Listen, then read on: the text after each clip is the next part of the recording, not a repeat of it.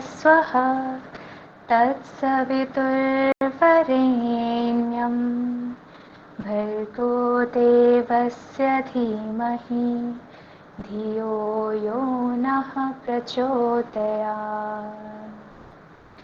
ॐ शान्तिः शान्तिः शान्तिः।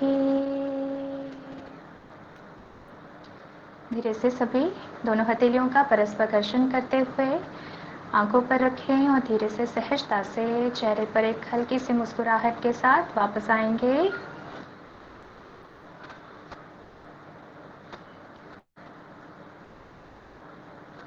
तो कल की क्लास में हम लोगों ने कंप्लीट कर लिया था सूर्य नमस्कार तक, ठीक है। तो आज की क्लास में हम लोग शुरू करने जा रहे हैं षटकर्म के अभ्यास से। तो षटकर्म क्या होता है, किसे करना चाहिए, किसको नहीं करना चाहिए, कितनी प्रैक्टिसेस हैं, है ना, वो सभी के बारे में हम लोग चर्चा करेंगे आज की क्लास में। तो सबसे पहले षटकर्म का अर्थ समझते हैं। तो षटकर्म 6 जो क्लेंजिंग प्रैक्टिसेस होती हैं, these are the 6 cleansing practices, जिसको कि हम शोधन क्रियाओं के नाम से भी जानते हैं। तो यहाँ पे षटकर्म के बारे में चर्चा मिलती है हमें हठयोग प्रदीपिका में, घैरण्य संहिता में, है ना। हठ रत्नावली में यदि हम देखें तो कहीं पे 8 क्रियाएं हैं, हठयोगिक ग्रंथ में कहीं पे 8 हमें शोधन क्रियाएं मिलती हैं, कहीं पे 6 मिलती हैं। तो हठयोग प्रदीपिका, घैरण्य संहिता में षट कर्मों के बारे में चर्चा मिलती है। हठ रत्नावली अगर हम देखें तो इसमें तो क्रियाएं बढ़ जाती हैं और यहाँ पे कितने शोधन क्रियाएं हैं, 8 क्रियाएं मिलती हैं।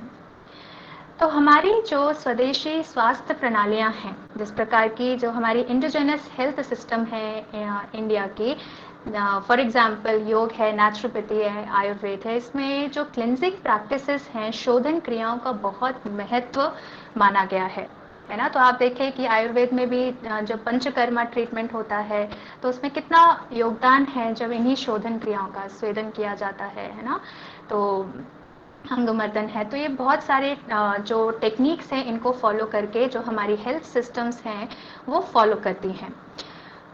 तो ये कौन सी षट क्रिया है हमारी, तो हमारे सिलेबस में देखिए यूजीसी नेट के सिलेबस अगर हम देखें तो उसमें षटकर्म के बारे में आपको मिलेगा। तो षटकर्म के बारे में ही हम लोग बेसिकली कंसिडर करेंगे और हम लोग आज की क्लास में फोकस करेंगे हठयोग प्रदीपिका और घैरण्य संहिता, जो हमारे 2 हठयोगिक ग्रंथ हैं, उसको फोकस करेंगे।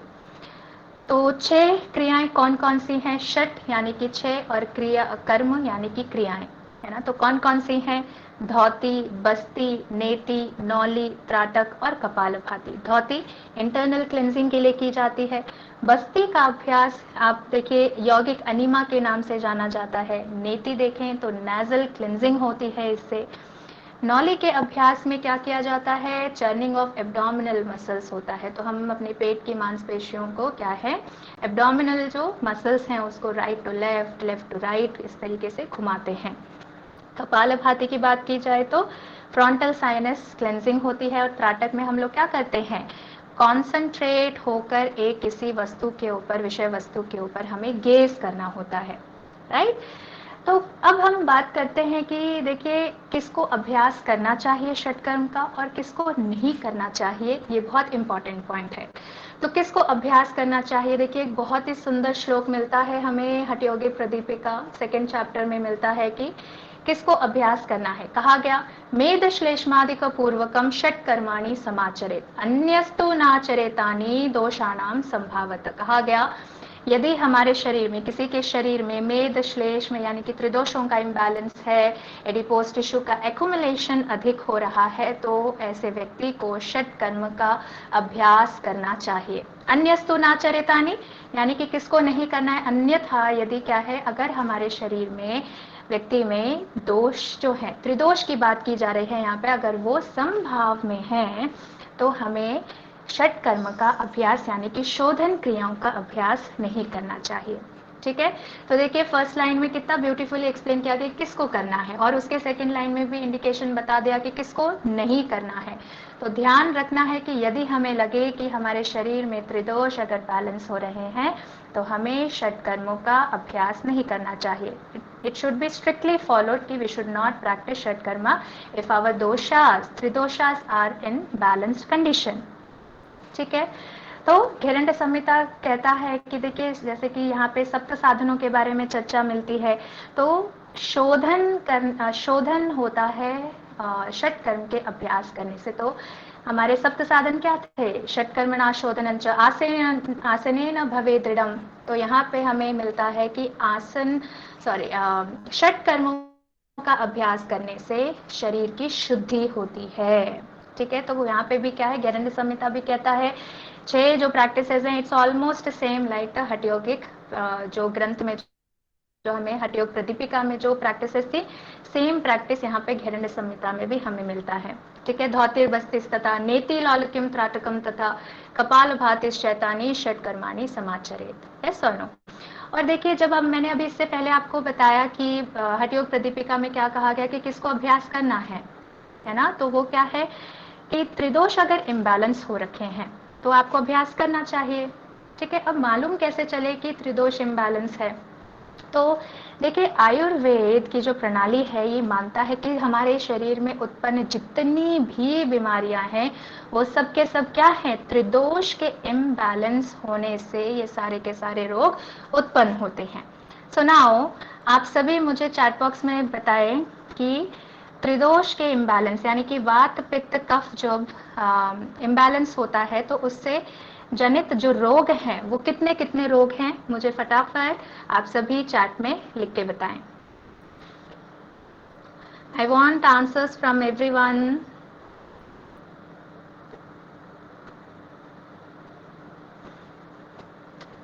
ट्वेंटी 40।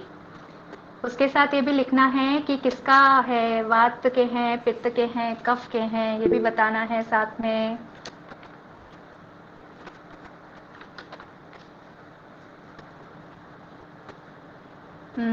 वेंकट जी आपने आधा आंसर दिया है, ओके ठीक है। वात पित्त और कफ के, वात से यानी कि 80, पित्त से 40 और कफ से होने वाले कफ से नहीं, जिज्ञासा जी आपने थोड़ा सा उल्टा लिख दिया है यहाँ पे। वात से 80 टाइप्स ऑफ डिजीजेस होती हैं, पित्त के एग्रीवेशन से 40 होता है और कफ से 20 होता है। Very good Neelam ji, very good, okay कोई बात नहीं। ठीक है, तो ये कॉन्सेप्ट आप सभी का क्लियर है ना? तो वात से होने वाले कितने रोग हैं? आयुर्वेद कहता है कि 80 रोग होते हैं, पित्त से 40 प्रकार के और कफ से उत्पन्न होने वाले 20 प्रकार के रोग होते हैं। और कुछ ऐसे रोग होते हैं कि ये तीनों का कॉम्बिनेशन परमुटेशन अगर हम देखें तो इसके कॉम्बिनेशन में हमें बहुत सारे रोग मिलते हैं।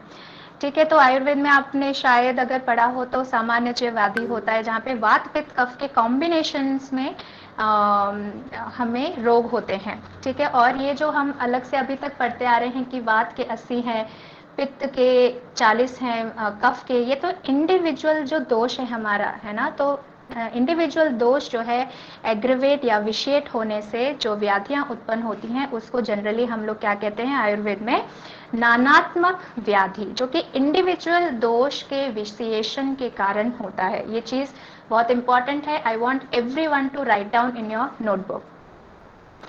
ओके, तो अब हम चलते हैं सबसे पहले, देखिए सिलेबस में वमन धोती डिस्कस करेंगे, वस्त्र धोती, दंड धोती, ये धोती के प्रकार हैं, इसके बारे में हम लोग चर्चा करेंगे। तो धोती के बारे में अगर हम देखें तो जो मोस्ट पॉपुलरली जो कॉमन प्रैक्टिस की जाती है धोती को लेकर वो वमन क्रिया है, वस्त्र धोती की जाती है, वारिसार क्रिया किया जाता है जिसको हम जनरली शंख प्रक्षालन के नाम से जानते हैं। ठीक है, तो शंख प्रक्षालन क्या है? वारिसार धोती के अंतर्गत आता है, जो वारिसार धोती है ये, और जो कि अंतर धोती के अंतर्गत आता है। और वमन और जो वस्त्र धोती है वो किसके अंतर्गत आती है? हृद धोती के अंतर्गत आती है। सो नेक्स्ट हम इसी के बारे में चर्चा करेंगे। सबसे पहले वमन धोती लेते हैं। वमन धोती देखिए यहाँ पे जो टेक्निक बताई गई है it's according to the text. तो समटाइम्स जब आपके सामने क्वेश्चन पेपर आएगा you need to go through the questions first of all.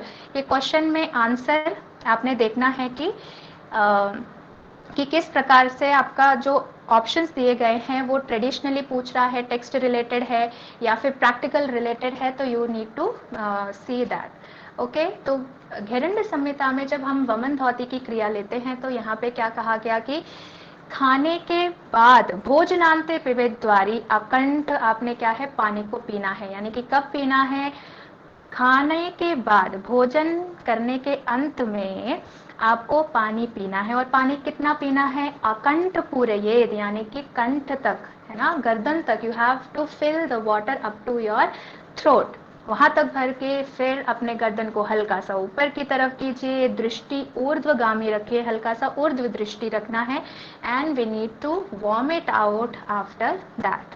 ठीक है, तो ये तो हो गया ट्रेडिशनली, हम जब टेक्स्ट में देखें तो इस तरीके से वमन धौती की प्रैक्टिस कही गई है। Now it is modern technique में जब हम देखते हैं तो मॉडर्न टेक्निक में इसको कुंजल क्रिया के नाम से भी हम लोग बहुत फेमसली जानते हैं। और कुंजल देखिए, कुंजल कुंजर शब्द से लिया गया है हाथी। हाथी जिस प्रकार से अपनी सूंड में पानी भर के कंप्लीटली एक फोर्स के साथ पानी को बाहर निकालता है, the same way we also need to do, we also need to practice in the same way कि आप पानी पिए और उसको फोर्सफुली बाहर की तरफ निकाल दें। ठीक है। तो जब हम आज के टाइम पे जब कुंजल अभ्यास करते हैं, मैं उसकी टेक्निक आपको एक बार बता देती हूँ कि हम सबसे पहले 1 से 2 जग करीब करीब आपने गर्म पानी तैयार करके रखना है। नमक जनरली हम लोग नहीं देते हैं, अगर बहुत शरीर में आपके टॉक्सिन्स है तो आप नमक का इस्तेमाल करें, अन्यथा अगर आप रेगुलर प्रैक्टिस कर रहे हैं तो नमक डालने की आवश्यकता नहीं होती है। तो कागासन में बैठकर पानी आपने कहाँ तक पीना है, आपने गर्दन तक पीना है, कंठ तक आपने पूरा पानी भर देना है। तो ऑटोमेटिकली जो हमारा वॉमिटिंग रिफ्लेक्स होता है वो एक्टिवेट हो जाता है और आपको तुरंत लगेगा कि कंठ तक पानी जब भर जाता है, ऊपर से गर्म पानी लिया है, ठीक है, तो उससे वॉमिटिंग अपने आप एकदम आपको उत्पन्न होगी। ठीक है, तो उसके बाद आपने क्या करना है, 90 डिग्री पे खड़े होकर आपने वॉमिट आउट करना है। कभी कभी क्या है, किसी को पानी अगर नहीं निकलता है तो जो हमारे राइट हैंड की फर्स्ट 3 फिंगर्स है, इंडेक्स, मिडिल और जो रिंग फिंगर है, इसको हम मुंह में इंसर्ट करते हैं और जो वॉमिटिंग रिफ्लेक्स है उसको उत्पन्न किया जाता है, सो दैट कि all the water comes out completely. ठीक है, तो वमन धौती के अभ्यास से क्या है, इट्स अ प्रैक्टिस जिसमें कि हम voluntarily we are trying to induce the vomiting reflex. Okay, तो जनरली क्या होता है कि हमारी जो पेरिस्टालसिस मूवमेंट होती है, पेरिस्टाल्टिक मूवमेंट जो होती है वो नीचे की तरफ हो रही होती है, टूवर्ड्स द रेक्टम, है ना, जो हमारे कॉलन है, स्मॉल इंटेस्टाइन, लार्ज इंटेस्टाइन, तो इस तरफ होती है। तो इस अभ्यास में क्या है, हमें एंटी पेरिस्टालसिस जो रिफ्लेक्स है, एंटी यानी कि जो पेरिस्टालसिस से ऑपोजिट डायरेक्शन में हमें पानी को निकालने का प्रयास करना है। वैसे आप देखिए आपका पानी खाना का कहाँ जाता है, नीचे की तरफ जाता है ड्यू टू पेरिस्टालसिस मूवमेंट, है ना। तो वमन धौती करने से, कुंजल क्रिया करने से हम उसी की गति को उल्टा करने का प्रयास करते हैं, in the opposite direction, reverse direction में। ठीक है, तो हम वॉलेंट्रीली इंड्यूस करते हैं किसको, वॉमिटिंग रिफ्लेक्स को। क्लियर है इतना सभी को? इतना क्लियर है सभी को? मैम उच्चासना पे बैठ के करना है। काग आसन में, जैसे उत्कट आसन आप करते हैं ना, जैसे सपोज करें कि, है ना, हाँ कागासन में बैठकर आपने या फिर उत्कट आसन में बैठ के आपको पानी पीना है। और जब इस अभ्यास में जब आप बैठकर पानी पीते हैं, कागासन की स्थिति में बैठकर पानी पीते हैं, तो थाइस का बहुत अच्छा प्रेशर होता है पेट के ऊपर, तो आप ज्यादा पानी पी ही नहीं सकते हैं। तो 1 से 1.5 जग जो पानी होता है वही करीब करीब हम पी लेते हैं, और या फिर कभी कभी उससे पहले भी हमें वॉमिटिंग रिफ्लेक्स आ जाता है। ठीक है, ठीक है वेंकट जी, मैम मृदुला, ओके, तो आगे देखते हैं। मैम तो ये, हाँ बताओ। मैम वमन में हम खाना खाते हैं, उसके बाद पानी पीते हैं और उसके बाद हाँ जी, वोमिट कर देते हैं। हाँ, और उसका ही तो ये मॉडर्न देखिए आपका ये क्वेश्चन यही होगा कि व्याघ्री क्रिया जो होती है वो भी सेम होती है, you can surely tell it that. But जो वमन धौती हम लोग प्रैक्टिस करते हैं, जब आप हठयोग ग्रंथ में जाएंगे, हठयोग सॉरी घेरंड संहिता में यदि आप देखें तो वहां पे टेक्निक यही कही गई है कि जिस प्रकार से व्याघ्री क्रिया होती है ना, सेम टेक्निक टेक्स्ट में मेंशन की गई है। That's why I have written in the slide. अन्यथा मैंने आपको कहा कि जो हम मॉडर्न तरीके से जो प्रैक्टिस करते हैं उसमें कुंजल क्रिया जब हम आजकल के टाइम पे प्रैक्टिस करते हैं तो इसको अर्ली मॉर्निंग में उठकर जब हमारे बवल्स जो हैं जब क्लियर हो जाते हैं, मूत्र पुरुष ये सब खाली हो जाए, निवृत्त हो जाए हम इनसे, उसके बाद हमने अभ्यास करना चाहिए, खाली पेट अभ्यास करना चाहिए। परंतु यहाँ पे ऐसा कहा गया है घेरंड संहिता में कि आपको भोजन के अंत में आपने अकंठ तक, आपने गर्दन तक पानी पीना है और उसके बाद वॉमिटिंग कर देनी है। जिस प्रकार से आजकल हम लोग व्याघ्री क्रिया देखते हैं ना आप लोग, बिल्कुल वैसी ही प्रैक्टिस बताई गई है वहाँ पे। ठीक है, मतलब व्याघ्र क्रिया और कुंजल सेम है? बिल्कुल बिल्कुल। ओके मैम, कुंजल थैंक नहीं यू। कहेंगे आप, पर वमन धौती जो है उसको आप कह सकते हैं, क्योंकि दोनों की टेक्निक ऑलमोस्ट सेम है। पर मॉडर्न टाइम पे जब हम लोग प्रैक्टिस करते हैं तो कुंजल में हमें खाली पेट हम लोग प्रैक्टिस करते हैं। सो इट्स, क्योंकि देखिए बहुत सारी प्रैक्टिसेस जो हैं वो हम ट्रेडिशनली फॉलो नहीं करते हैं, बहुत सारे आसन होते हैं जो हम ट्रेडिशनली फॉलो नहीं करते हैं, तो मॉडर्न तरीके से फॉलो करते हैं। ओके, मैम तो अब वमन देखते तो हैं, uh, पहले फिनिश कर लेता है, take the questions in the end. Okay, तो कहा क्या कि वमन धौती के अभ्यास करने से कफ पित्तम निवारये। तो हम जब वमन धौती का अभ्यास करते हैं तो कफ और पित्त से जो उत्पन्न होने वाले जो रोग हैं वो उनसे हमें निवृत्ति मिलती है। ठीक है, सीमा जी माइक ऑफ कर लें। तो कफ से कितने प्रॉब्लम्स थी हमारी, देखिए 20 प्रकार की, पित्त से 40 प्रकार की, तो कहीं ना कहीं इन सभी के ऊपर प्रभाव पड़ता है और इनसे हमें इनको बैलेंस करने में हेल्प मिलती है। तो हम बेनिफिट्स अगर हम देखें तो देखिए अपर जो डाइजेस्टिव ट्रैक है उसमें काफ़ी हेल्दी रहता है, उसमें म्यूकस यदि डिपॉजिट है तो वो निकल जाता है। गैस की समस्या है, फ्लैचुलेंस की समस्या यदि किसी को हो, एक्सेस गैस बनता हो, एसिडिटी की समस्या हो, जो हमारा फूड पाइप है ईसोफेगस, इसमें बहुत ज़्यादा कफ यदि उत्पन्न हो रहा है ना, तो उसमें वमन धौती का बहुत ही अहम रोल रहता है इसको बैलेंस करने में। डाइजेशन को इम्प्रूव करता है और हमारा जो वेट है उसको भी कहीं ना कहीं बैलेंस करता है। लंग्स के ऊपर बहुत अच्छा प्रभाव पड़ता है। तो आप देखिए जब वॉमिट करते हैं तो उससे काफ़ी सारा जो कफ है वो उससे निवृत्ति हो जाती है ना। तो जो एस्थमेटिक कंडीशंस में होते हैं, जो पेशेंट्स हैं एस्थमा जिनको हो रखा है, उनके लिए वमन धौती का अभ्यास बहुत इम्पॉर्टेंट प्रैक्टिस मानी जाती है। परंतु आपने ध्यान देना है कि कब उनको एक्सट्रीम कंडीशन में उनको प्रैक्टिस ना दें, जब उनकी स्थिति थोड़ी सी बैलेंस हो जाए तब आप उनको अभ्यास करा सकते हैं। कॉन्ट्रा इंडिकेशन की अगर बात करें कि कब इसको आपने अभ्यास नहीं करना है, हाई बीपी के टाइम पे नहीं करना है, अगर आपको लग रहा है चक्कर आ रहा है, डिजीनेस है, गिडीनेस है, आपने तब अभ्यास नहीं करना है। स्टमक अल्सर्स अगर हो रखा है, पेप्टिक है, गैस्ट्रिक अल्सर है, उस समय पर आपने अभ्यास नहीं करना है। कार्डियक एलिमेंट्स हैं तो भी आपने अभ्यास नहीं करना है। किसी को अगर हर्निया की समस्या है तो भी हमें प्रयास करना है कि वमन धौती का अभ्यास हम अवॉइड करें। देखिए वमन धौती घेरंड संहिता में दिया गया है और हठयोग प्रदीपिका में अगर हम देखें तो वहाँ पे गजकर्णी की टेक्निक आती है। तो गजकर्णी में क्या कहा गया है, आपको पूरा पानी पीना। जो कुंजल क्रिया हम लोग करते हैं तो उसकी सेम टेक्निक यहाँ पे कही गई है कि गजकर्णी की जो टेक्निक होती है बिल्कुल सेम है कि आपने पानी पीना है और उसके बाद जो अपना अपान वायु है, जो जिसका फ्लो हमेशा नीचे की तरफ रहता है, उसको हमने ऊर्ध्वगामी बनाकर पानी को अपने शरीर से मुख के द्वारा बाहर निकालना है। ठीक है, तो वमन धौती या फिर गजकर्णी का जब हम अभ्यास करते हैं तो एंटी पेरिस्टालसिस जो मूवमेंट है उसको हम जनरेट करते हैं और उसके कारण, वो इंड्यूस होने के कारण पानी जो है ऊपर की तरफ आने लगता है और काफ़ी अच्छा फ्लो बनता है आफ्टर सम प्रैक्टिस। अगर आप नित्य रूप से अभ्यास कर रहे हैं तो आप देख सकते हैं पहले जैसे आपकी फ्लो बहुत ही कम फ्लो था, धीरे धीरे जब हम प्रैक्टिस करते हैं, क्योंकि we are having control on our apana prana, है ना, तो उसके ऊपर कंट्रोल होने से क्या है, आप जब चाहें वॉमिटिंग रिफ्लेक्स को ला सकते हैं।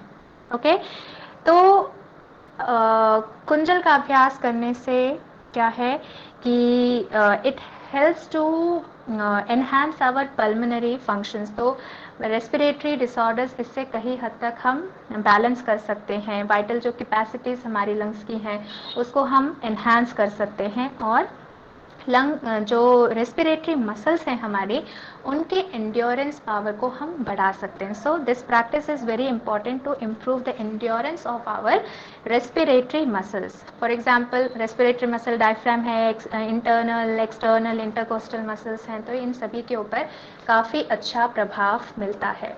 ओके, नेक्स्ट वस्त्र धोती में चलते हैं। तो वस्त्र धोती देखिए कहा गया कि घेरंड संहिता में बोला गया, ये जो आप पॉइंट्स देख रहे हैं, it has been taken from the Gheranda संहिता।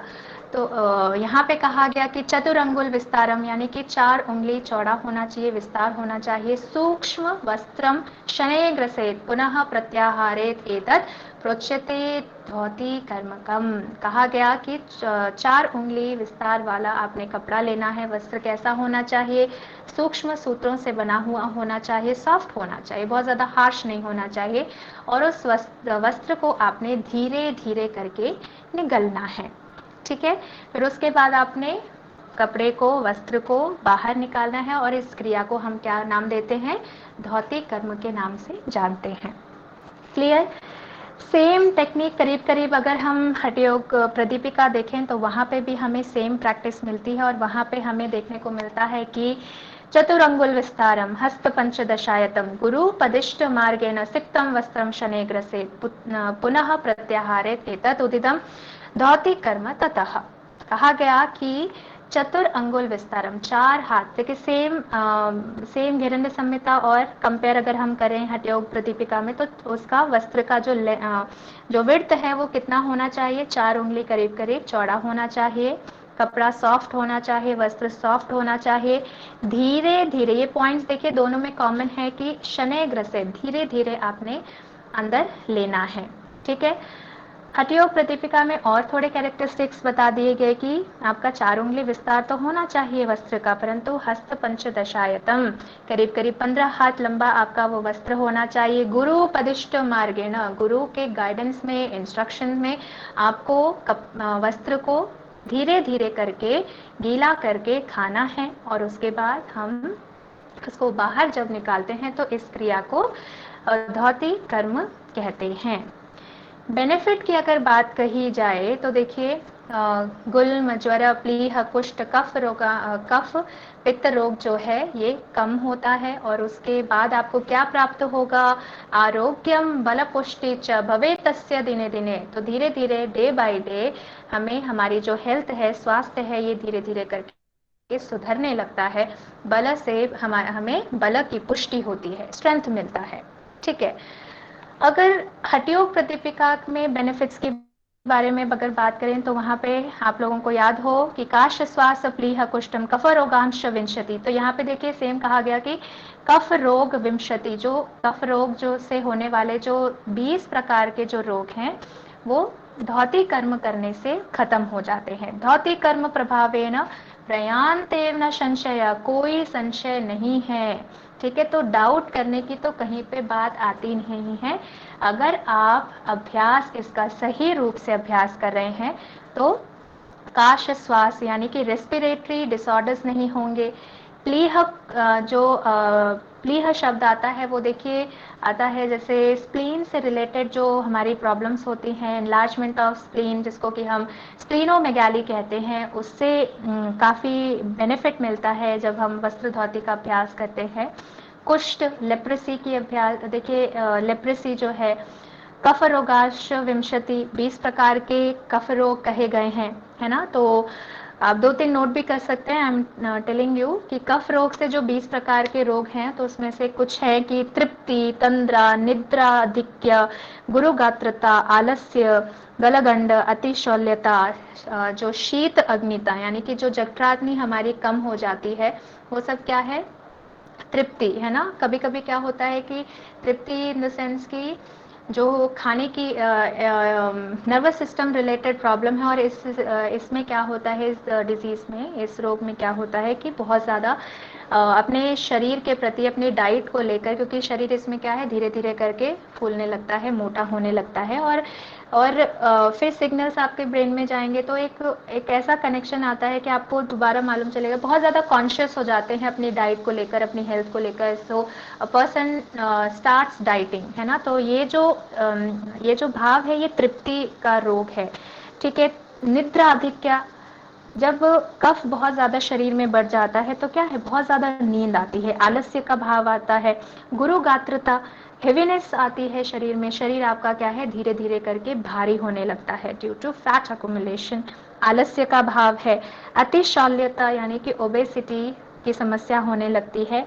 और लास्ट में जैसे आपको कहा गया था कि शीत अग्निता, जो हमारी अग्नि होती है, गैस्ट्रिक फायर है, ये कम हो जाती है, मंद हो जाती है। और पता है कि अग्नि अगर मंद हो गई तो सप्त धातुएं हमारी सही रूप से नहीं बनेंगी। सप्त धातुएं नहीं बनेंगी तो सप्त धातुएं क्या है, हमारे शरीर को धारण करती है। तो सप्त धातुएं, अगर अग्नि के मंद होने से सप्त धातुएं नहीं बन रही हैं, सप्त धातु नहीं बनेंगी, तो हमारा शरीर कहीं ना कहीं रोगग्रस्त होता है, ठीक है।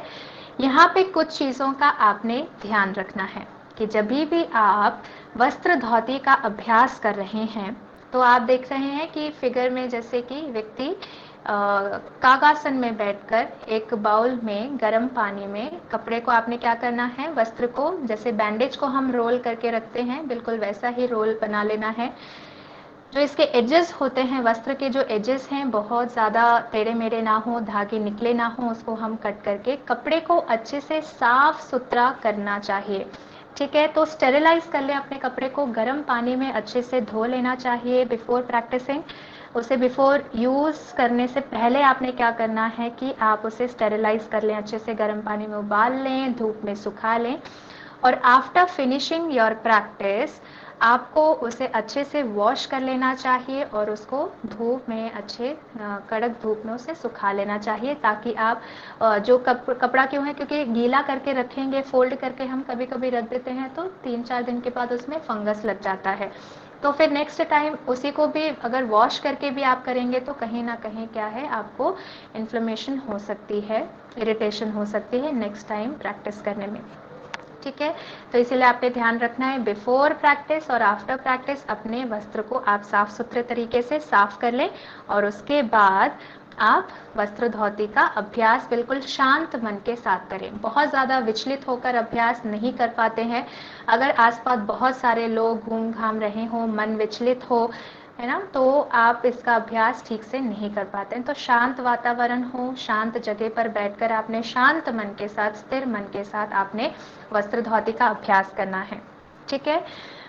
तो वस्त्र धोती का जब हम अभ्यास करते हैं तो हम देखिए, हमारा जो मन है ना, बहुत ज़्यादा चीज़ों को, किसी चीज़ जो हमें पसंद होती है उसे तो एक्सेप्ट कर लेता है, परंतु बहुत सारी ऐसी चीज़ें होती हैं जिसको हमारा मन क्या है, रिजेक्ट कर देता है ना।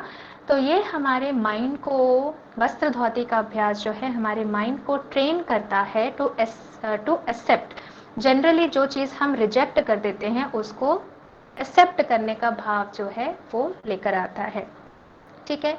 और बहुत ज़्यादा जो देखिए, जो एंटी पेरिस्टालसिस रिफ्लेक्स, जैसे इसके पहले वाली प्रैक्टिस में हमने जनरेट करने का प्रयास किया था। अब मानिए कि किसी के शरीर में बहुत ज़्यादा ऐसी स्थिति है कि बहुत ज़्यादा जो एंटी पेरिस्टालसिस रिफ्लेक्स है, मूवमेंट है, ये बहुत ज़्यादा फास्ट है। किसी चीज़ को देखकर जिसमें से दुर्गंध आ रही हो, देखने में अच्छी चीज़ नहीं हो, है ना, खाने में टेस्ट नहीं हो, तो हमें क्या है, एकदम से वॉमिटिंग रिफ्लेक्स आता है कि नहीं।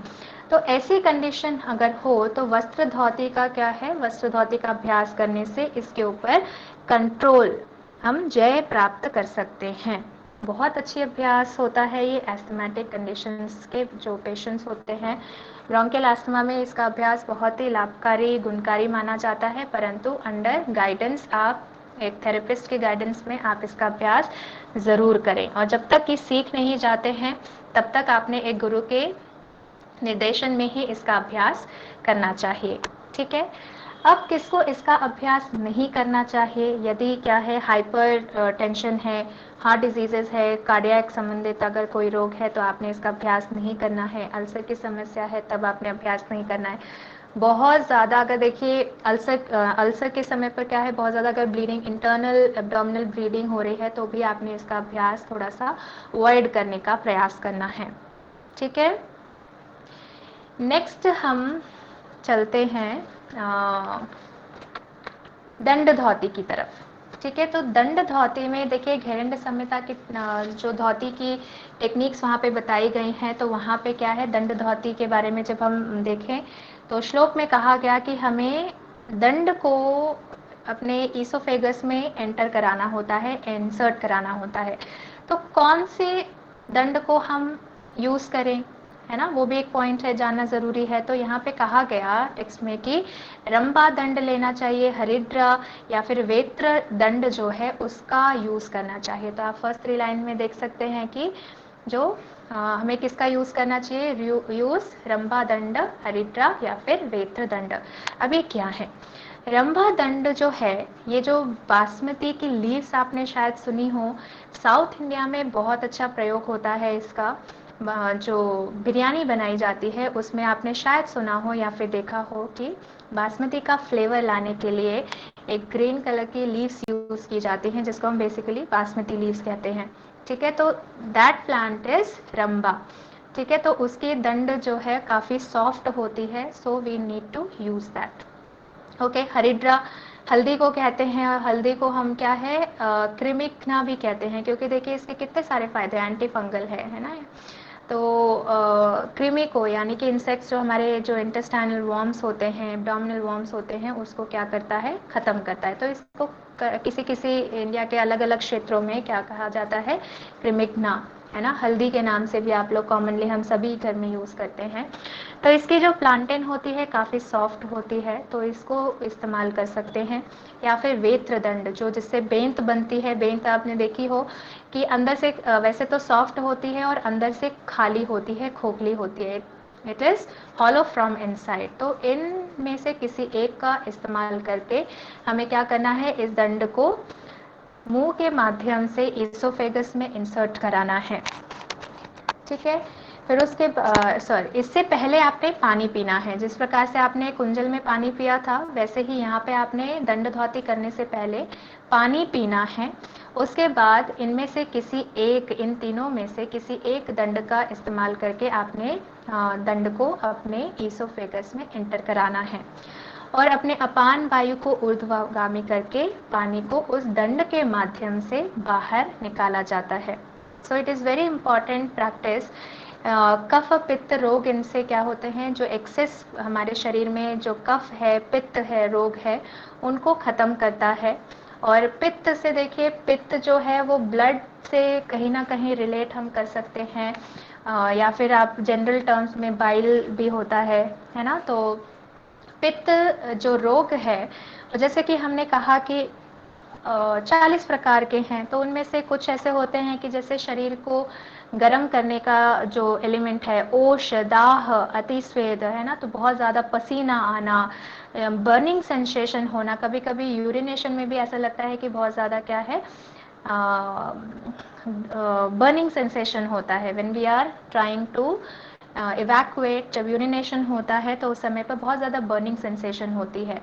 ठीक है, या फिर क्या है, हार्ट प्रॉपरली नहीं काम कर रहा है, हार्ट हाइपरटेंशन की समस्या है। तो ये सारी समस्याएं किसके वजह से होती हैं, ये सारे रोग किसके कारण होते हैं, पित्त के एक्सेस होने से या फिर पित्त विशिएट होने के कारण से, इम्बैलेंस होने के कारण से होता है।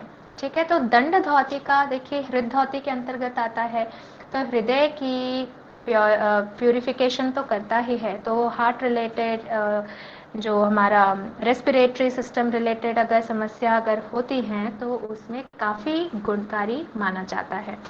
तो दंड धौती का अभ्यास करके हम किससे निवृत्ति प्राप्त कर सकते हैं, कफ और पित्त से होने वाले जो रोग हैं उनसे हम काफ़ी हद तक निजात पा सकते हैं। एंड इट टेक्स्ट कहता है it is helpful in treating heart diseases. तो हृदय रोग जो है उससे हम निजात पा सकते हैं। हाइपर एसिडिटी अगर है तो उसको भी रिड्यूस करने में काफ़ी हेल्प मिलती है। हेलिस्टोसिस की अगर समस्या देखो, कभी कभी क्या होता है, बहुत ज़्यादा किसी को हमने देखा हो तो बैड ब्रेथ होती है, स्मेल, जो श्वास की जो स्मेल होती है बहुत ज़्यादा दुर्गंध होती है उसमें, है ना, तो that condition is known as halitosis. तो बैड स्मेल जो है उसको भी कम करने में सहायता करता है। इसकी प्रैक्टिस, दंड धौती की प्रैक्टिस, ठीक है। दंड धौती का अभ्यास हमने कब नहीं करना है, देखिए सेम प्रैक्टिसेस हैं, वस्त्र धौती, वमन धौती, दंड धौती में आपने सेम कॉन्ट्राइंडिकेशंस है ऑलमोस्ट, कि हार्ट डिजीजेस में नहीं करना है, इंक्रीज्ड बीपी है, हाइपरटेंशन की समस्या तो आपने अभ्यास नहीं करना है, हर्निया की समस्या में आपने अभ्यास नहीं करना है, अल्सर के समय पर हमने अभ्यास नहीं करना है। सो अब आप मुझे बताएं कि अगर जैसे हम लोग जनरली कह रहे हैं कि हर्निया की समस्या में हमने अभ्यास नहीं करना है, तो हर्निया कितने प्रकार का होता है?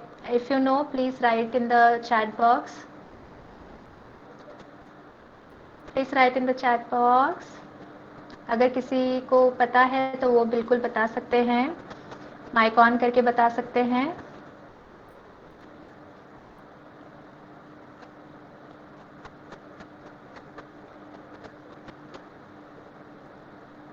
एनीवन?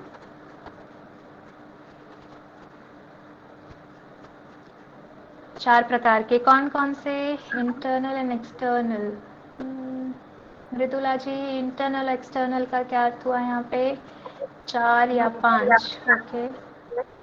इंटरनल मीन्स वो अंदर होता है, बाहर को नहीं बताता है। वो लंग जैसा होता है ना, वो अंदर छुपाता है, वो बाहर जो दिखता है वो दिखता है। एक्सटर्नल इंटरनल एक्सटर्नल, ऐसा। Okay okay okay okay, I understood. But ठीक है, टाइप्स ऑफ जो हर्निया है करीब करीब वो 6 से 7 प्रकार होते हैं उसके।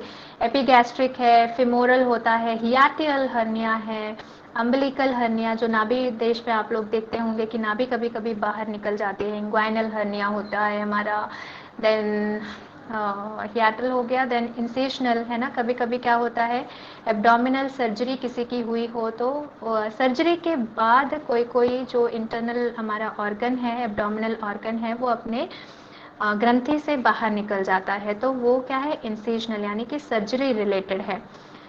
इंग्वाइनल हर्निया की अगर हम बात करें तो देखिए इसमें क्या होता है, जनरली जो इंटेस्टाइन होती है हमारी, वो बल्ज होकर जो हमारी स्टमक वॉल है उसको पियर्स करके उसके अंदर आने का प्रयास करती है, ठीक है। अम्बिलिकल हर्निया में क्या होता है कि नाभि जो होती है हमारी, नाभि का जो एरिया है वो काफ़ी प्रोमिनेंट होकर नाभि के द्वारा जो इंटरनल ऑर्गन्स हैं वो शरीर से बाहर निकलने का प्रयास करते हैं, तो नाभि काफ़ी सूजन आ जाता है और वो अपने स्थान से हट जाती है। हियाटियल हर्निया अगर हम देखें तो हियाटस से हम अंदाज़ा लगा सकते हैं कि जो स्टमक बल्ज हो जाता है और ये प्रयास करता है कि जो हमारी देखिए जो डायाफ्राम होती है ना, आप जानते हैं कि डायाफ्राम क्या है हमारा, रेस्पिरेटरी मसल है ना, रेस्पिरेटरी मसल है which helps to breathe in breathe out, है कि नहीं। तो डायफ्राम में कोई ऐसा वीक पॉइंट अगर मिले तो स्टमक क्या है, उस एरिया से निकलकर डायफ्राम के अंदर जाने का प्रयास करते हैं, उसे पियर्स करके अंदर जाने का प्रयास, ऊपर की तरफ जाने का प्रयास करती है। ओके। फिमोरल यानी कि इनर थाई से है ना, जो फिमोरल आर्टरी होती है हमारी, फीमर से, फीमर के जो लाइनिंग होती है हमारी, तो थाई से रिलेटेड है ये। इनर थाई में कभी कभी बहुत ज़्यादा गांठ बन जाती है, तो this is what our femoral hernia. Epigastric है ना, तो एपिगैस्ट्रिक एरिया हमारा कौन सा होता है, जो रिब केज से नीचे और नाभि से ऊपर वाला जो एरिया होता है, that area is known as epigastric area. तो रिब केज से नीचे कभी कभी ऐसा आपने सुना हो किसी को जब हर्निया की समस्या होती है पेट में, तो कफ करने से है ना, कॉफ करने से, हंसने से या फिर झटके से कोई चीज़ उठा लिया तो काफ़ी ज़्यादा एब्डोमिनल एरिया में पेन होता है, तो that is what epigastric hernia. Okay, चलिए, गुड। नेक्स्ट चलते हैं वारीसार धौती। वारीसार धौती की अगर हम चर्चा करें तो वारीसार को हम किस नाम से जानते हैं? Most probably very famously known as शंख प्रक्षालन। शंख प्रक्षालन की जो टेक्निक होती है, देखिए शंख और प्रक्षालन। शंख का अर्थ है कि जो हम लोग शंख देखते हैं, शंखनाद करते हैं ना, और प्रक्षालन से सफाई करना। तो यहाँ पे हमारे शरीर में शंख क्या है, जो हमारे इंटेस्टाइन्स हैं, आप देखिए स्मॉल इंटेस्टाइन ऑलमोस्ट 6.5 मीटर से लेके 7 मीटर्स तक लंबा होता है, परंतु ये कॉइल्ड, इतना कॉइल्ड होता है कि इतने छोटे से हमारे एब्डोमिनल एरिया में फिट हो जाता है। तो ये बिल्कुल शंख के अंदर भी हम देखें तो बहुत ज़्यादा कॉइल्ड स्ट्रक्चर होता है, वैसे ही हमारे इंटेस्टाइन हम देखें तो बहुत ज़्यादा कॉइल्ड स्ट्रक्चर्स हैं, है ना। तो इनकी सफाई करना वैसे तो बहुत डिफिकल्ट हो जाता है, परंतु अगर हम शंख प्रक्षालन का अभ्यास करें, जिसको हम वारिसदार धोती भी कहते हैं ट्रेडिशनली, तो इसके माध्यम से हम सफाई कर सकते हैं। तो पूरा इसमें जो जीआईटी ट्रैक होता है कंप्लीटली वॉश हो जाता है। पर इसमें आपने ध्यान रखना है कि कुछ चीज़ों का, क्योंकि ये बहुत लंबी प्रैक्टिस होती है, काफ़ी समय लग जाता है इसमें, इसको प्रैक्टिस करने में, तो इसके लिए कुछ प्रिपरेशन करना बहुत ज़रूरी है। ठीक है, अपने अभ्यास से पहले शंख प्रक्षालन अगर आपको करना है आज तो 1-2 दिन पहले से आपने थोड़ा सा लाइट फूड लेना है। बिफोर नाइट आप क्या करेंगे, सेमी लिक्विड जो डाइट है उसको लेंगे। सेमी लिक्विड डाइट हमें लेनी चाहिए रात को, सो दैट कि मॉर्निंग में हम अच्छे से जो बबल्स हैं हमारे क्लियर हो जाएं। और पानी प्रिपेयर करके रखना है, ल्यूकवार्म वाटर हमें लेना है, प्लस उसके साथ सॉल्ट मिलाया जाता है। और पानी अच्छी मात्रा में, अच्छी क्वांटिटी में आप बनाकर रखें, सो दैट कि क्या है, आपको अगर ज़्यादा पानी की आवश्यकता है तो आप एट अ टाइम पे उसे यूज़ कर सके, बार बार आपको पानी गर्म करके उसको बनाने की आवश्यकता ना हो। तो इसीलिए सफिशेंट अमाउंट में आप पानी को बना कर रखें। ठीक है, जब आप अभ्यास कर रहे हैं प्रयास कीजिए कि light and comfortable cloth should be वोर। कपड़े जो हैं बहुत ज़्यादा टाइट ना हो, बॉडी से चिपके ना हो, तो उससे क्या है, क्योंकि शंख प्रक्षालन की जो प्रैक्टिस होती है बहुत ही एग्जॉस्टिंग प्रैक्टिस होती है, काफ़ी इसमें वीकनेस आ जाती है, या फिर अभ्यास करते कभी ना गर्मी सी आने लगती है। तो प्रयास ये कीजिए कि लाइट कंफर्टेबल ड्रेस पहने, सो दैट कि आपका ब्रीदिंग प्रॉपर हो, क्योंकि देखिए स्किन भी हमारी कहीं ना कहीं रिस्पायर कर रही होती है, ब्रीथ कर रही होती है।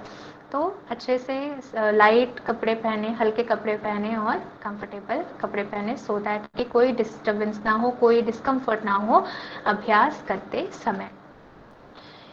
अब देखिए जब आप अभ्यास करते हैं तो देखिए, जब बात की जाए कि पूरे जीआईटी ट्रैक की सफाई हो रही है, तो जो हमारा कोलोन क्लिनजिंग इसको बेसिकली कहा जाता है, तो कोलोन क्लिनजिंग में आपका जो स्मॉल इंटेस्टाइन, लार्ज इंटेस्टाइन है, इसकी पूरी सफाई हो जाती है ना। तो पहले से जो आपका स्टूल प्रेजेंट होगा, तो पहले क्या है, सॉलिड स्टूल है, फिर धीरे धीरे आप जब पानी पीते हैं तो स्टूल, जो सॉलिड स्टूल है प्लस वाटर, इन थोड़ा थोड़ा मिक्स होकर क्या है, थोड़ा लिक्विड फॉर्म में स्टूल निकलने लगता है।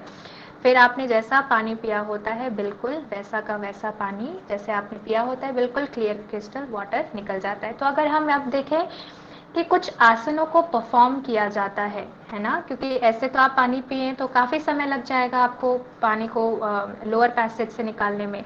तो कुछ आसन क्या है, यहाँ पे काफ़ी हेल्पफुल रहती हैं कि पानी को जल्दी एब्जॉर्ब किया जाए, या फिर क्या है, लोअर पैसेज से निकाल दिया जाए, है ना। तो यहाँ पे हम सीक्वेंस ऑफ आसन देखेंगे। सबसे पहले हमें जितना आपने पानी प्रिपेयर करके रखा है उसमें से 2-3 ग्लास आप पानी पी लें। देन इन 5 आसन को आपने परफॉर्म करना है, स्टार्टिंग विद द ताड़ासन, तिर्यक ताड़ासन। फिर उसके बाद हम लोग अभ्यास करते हैं कटी चक्रासन का, कटी चक्रासन के बाद तिर्यक ताड़ासन, और उसके बाद उदराकर्षण का अभ्यास करते हैं। ठीक है, तो ये एक एक आसन जो आप लोग परफॉर्म कर रहे हैं, तो सिर्फ एक एक बार नहीं करना है, इसको करीब करीब हमने 8 बार रिपीट करना है। कि ताड़ आसन के आपने 8 सेट किए, तिर्यक ताड़ासन के 8 सेट किए, फिर कटी चक्रासन के हमने 8 सेट किए। तो इस तरीके से इनको हमने फॉलो करना है। जब आप उदराकर्षण कर ले, फिर आप दोबारा पानी पीजिए, फिर उसके बाद अगेन इस साइकिल को आपने परफॉर्म करना है, सीक्वेंस ऑफ आसन को आपने, सीरीज ऑफ ये जो आसन है इसको परफॉर्म करना है 1 by 1।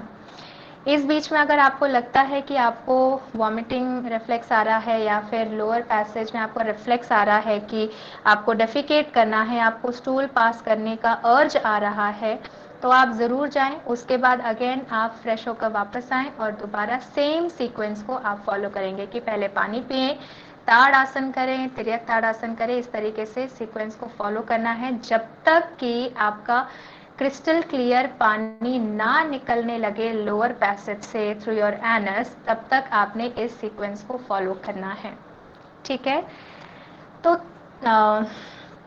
ताड़ आसन का जो अभ्यास होता है, देखिए जो आपने पानी पिया है उस स्टमक के ऊपर और जो हमारा कोलोन वाला एरिया होता है उसके ऊपर काफ़ी अच्छा स्ट्रेच मिलता है। तो पानी को धीरे धीरे देखिए ये नीचे जाने में हेल्प कर रहा होता है। तो उसके बाद तिर्यक ताड़ासन जब हम अभ्यास करेंगे तो तिर्यक ताड़ासन बेसिकली और जो कटी चक्रासन करते हैं स्मॉल इंटेस्टाइन को थोड़ा सा एक्टिवेट करते हैं, स्टिमुलेट करते हैं और पानी को और थोड़ा आगे जाने में हेल्प करते हैं। तिर्यक भुजंगासन का जब हम अभ्यास करते हैं तो इसमें बेसिकली क्या होता है कि इट हेल्प्स टू स्क्वीज, है ना। तो हमारा जो सिग्मोइड कॉलोन होता है, जो अगर हम देखें लार्ज इंटेस्टाइन की बात करें तो लार्ज इंटेस्टाइन का जो लास्ट पोर्शन होता है रेक्टम से ऊपर, तो सिग्मोइड कॉलोन आता है। डिसेंडिंग कॉलोन के नीचे वाला कौन सा कॉलोन होता है? सिग्मोइड कॉलोन और रेक्टम। इन सभी को एक्टिवेट करने में, अर्ज लेकर आने में तिर्यक भुजंग आसन और उदराकर्षण, ये दोनों आसन काफ़ी हेल्पफुल रहते हैं। तो आपका पानी देखिए धीरे धीरे पेट में गया, वहाँ से स्मॉल इंटेस्टाइन में गया, फिर लार्ज इंटेस्टाइन में, फिर उसके बाद सिग्मोइड कॉलोन रेक्टम में पहुँचते पहुँचते क्या है, फिर एक अर्ज आने लगती है ऑलमोस्ट उदराकर्षण के अभ्यास के समय पर कि हमें डेफिकेट करना है, हमें स्टूल पास करना है। ओके, तो स्टार्टिंग में सॉलिड स्टूल निकलता है, फिर धीरे धीरे करके सेमी सॉलिड स्टूल निकलेगा और उसके बाद क्लिस्टर क्लियर वाटर आपका निकलने लगता है। So this is the sequence of asanas one has to follow while practicing शंख प्रक्षालन। देखिए ये तो हो गई प्रैक्टिस की बात।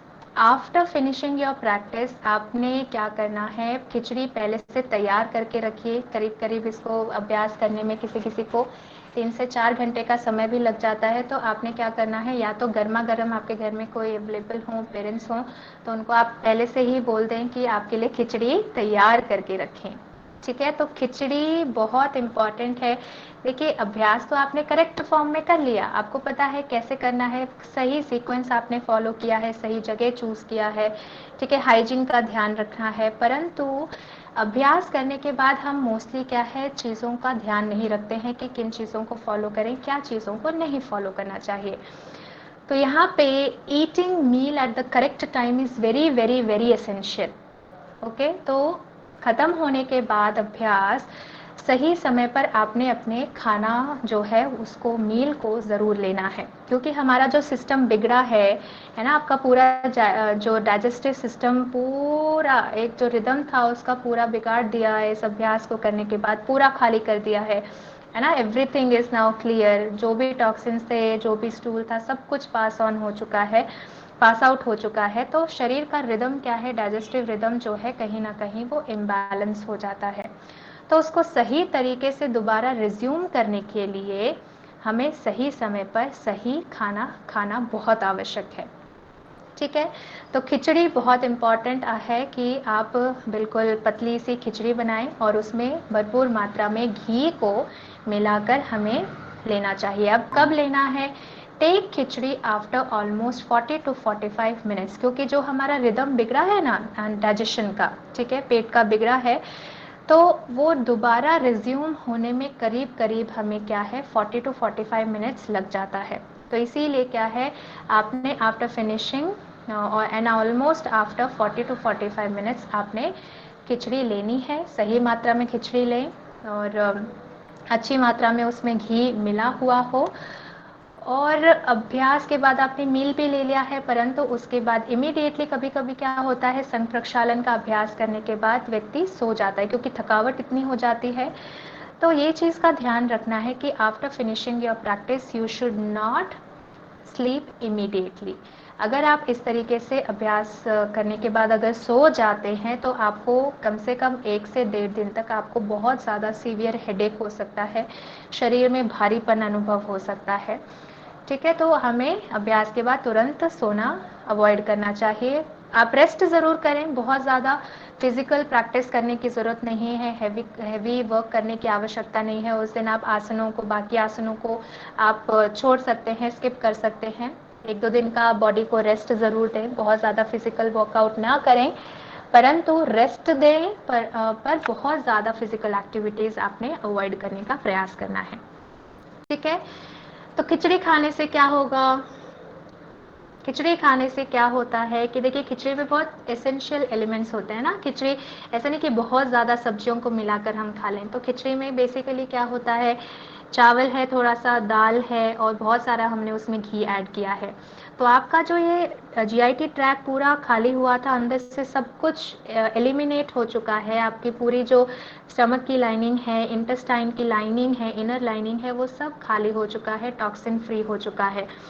तो अब खिचड़ी खाने से क्या फ़ायदा मिलेगा आपको? चावल खाने से कार्बोहाइड्रेट मिल रहा है, दाल खाने से आपको प्रोटीन मिल रहा है, प्लस उसके साथ फैट मिल रहा है। तो ये हमारे जो इनर लाइनिंग है, एब्डोमिनल जो इंटेस्टाइन की या फिर स्टमक की बात कहें, तो इसमें क्या है, न्यूट्रिशियस मील खाने के कारण जो हमारी इनर लाइनिंग होती है उसको प्रोटेक्शन मिलती है, और एक अच्छा लुब्रिकेटेड लेयर क्रिएट होता है और आपको इसके फ़ायदे ज़्यादा मिलते हैं। ठीक है, बेनिफिट्स की अगर हम बात ओके, ठीक है, डूज एंड डोंट्स, किन चीज़ों का हमें ध्यान रखना है कि क्या चीज़ करें, क्या चीज़ ना करें संघ प्रक्षालन करते समय।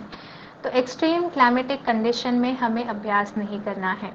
ठीक है, बहुत ज़्यादा बारिश हो, बहुत ज़्यादा सर्दी हो, बहुत ज़्यादा गर्मी हो, उस कंडीशन में आपने संघ प्रक्षालन का अभ्यास नहीं करना है। करीब करीब हम लोग साल में 2 बार संघ प्रक्षालन का अभ्यास करते हैं, वारिसार धौती का अभ्यास करते हैं, है ना। जब मौसम चेंज हो रहा होता है तो उस समय पर हम अभ्यास करते हैं, तो इसके काफ़ी फ़ायदे देखने को मिलते हैं। डाइटरी रेस्ट्रिक्शंस करना बहुत ज़रूरी है, क्योंकि अभ्यास करने के बाद यदि आप देखें, junk, processed, spicy, acidic food, अगर पित्त को बढ़ाने वाले अगर आप खाना खाते हैं तो काफ़ी नुकसान आपके शरीर को मिलता है, क्योंकि इंटरनल पूरा आपका शरीर क्या है, क्लेंस हो चुका है। और उसके बाद यदि आप जंक फूड खाएंगे, प्रोसेस्ड फूड खाएंगे, उसमें कितने सारे केमिकल्स हैं, स्पाइसी है ना, बहुत ज़्यादा तीखा खाना, तो ये कहीं ना कहीं हमारी इंटरनल लाइनिंग को इरिटेट करता है। तो आपकी बॉडी खुद रिजेक्ट कर देती है वैसे तो, है ना। तो हमें प्रयास करना चाहिए कि हम अभ्यास करने के बाद चटनी, अचार, जंक फूड, पिज़्ज़ा, इन सभी जो प्रोसेस्ड फूड्स हैं इनको अवॉइड करने का प्रयास करें। प्रयास ये करना चाहिए कि हम सात्विक आहार लें, इजीली डाइजेस्टेबल खाना खाएं, सिंपल फूड हो, और सात्विक तरीके से, देखिए, सात्विक मन के साथ, शुद्ध मन के साथ खाना बनाया जाना चाहिए, परोसा जाना चाहिए, और सात्विक मन के साथ हमें हमेशा खाना चाहिए। ठीक है, स्ट्रेसफुल कंडीशंस को अवॉइड करने का प्रयास करना चाहिए, कि बहुत ज़्यादा हबड़ तबड़ में, हरी बरी में आप अभ्यास भी ना करें, और अभ्यास करने के बाद प्रभाव कैसा पॉजिटिव है, नेगेटिव है, उसके वजह से बहुत ज़्यादा स्ट्रेसफुल नहीं होना है। ठीक है, प्रॉपर रेस्ट पीरियड होना बहुत ज़रूरी है। बेनिफिट्स की अगर हम बात करें तो बेनिफिट्स में वारिसार धौती के लिए कहा जाता है, परम गोप्यम देह निर्मल कारकम, इट प्योरिफाइज योर बॉडी। ठीक है, तो शंख प्रक्षालन करने से, या फिर जिसका नाम है वारिसार धौती करने से हमारे देह को क्या है, एक निर्मलता प्रदान होती है, शरीर हमारा प्योरीफाई होता है, और देव देहम प्रपद्यते, देव देह जैसा होता है, देवों का शरीर जैसा होता है हमारा निर्मल शरीर, फिर धीरे धीरे करके देवों के देह के जैसे कांतिवान, है ना, प्रज्ञावान बनने लगता है। Okay, so other benefits you can see, it removes excess kapha, acidity को रिमूव करता है, it purifies our blood as well, it restores prana all over the body and it helps to treat all the kinds of digestive problems, indigestion है, diarrhoea है। ठीक है, आपको आपका अग्नि कम रहता है, डाइजेस्टिव फायर कम रहती है, जठराग्नि कम रहती है, और उसके कारण से पूरे शरीर में कहीं ना कहीं हमारा रोग उत्पन्न होता है, तो वो सारी चीज़ें बैलेंस होती हैं। ठीक है। कॉन्ट्राइंडिकेशन की बात की जाए तो किन लोगों को इसका अभ्यास नहीं करना चाहिए? मेंस्ट्रुएशन, प्रेगनेंसी में इसका अभ्यास नहीं करना है, हाई बीपी, कार्डियक प्रॉब्लम में आपको अभ्यास नहीं करना है।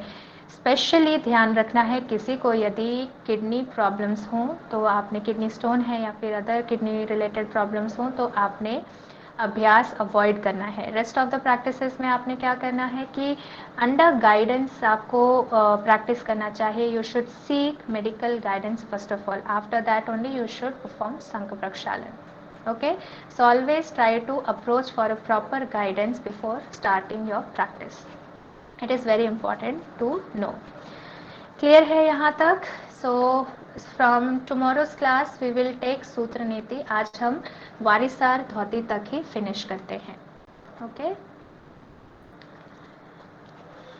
चलिए, किसी का कोई